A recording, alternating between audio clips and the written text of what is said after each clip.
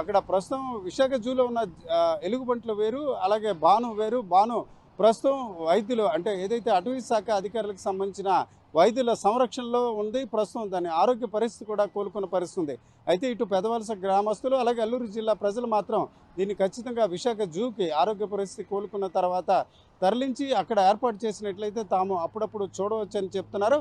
మరోవైపు ఇతర వర్గాలు కూడా నెటిజన్లు కూడా దీన్ని బానుని విశాఖ జూలో ఉంచినట్లయితే దీనిపై ఉన్న గతంలో ఉన్న దాని చరిత్ర అంటే ఒక జనం మధ్య పెరిగింది. అన్నిటికంటే మించి కన్నయ్య అనే గిరిజన రైతు సంరక్షణలో పెరిగి ప్రజలందరికీ దగ్గరగా ఆత్మీయత అనురాగంతో మధ్య మెలిగిన ఈ బంటు బానుని చూడడానికి చాలామంది విశాఖ జూకి కూడా వచ్చే అవకాశం ఉంది. ఇది ఒక రకంగా పర్యాటకంగాను ఆదాయపరంగా కూడా విశాఖ జూకు కలిసి వచ్చే అవకాశం ఉన్నట్టు తెలుస్తుంది.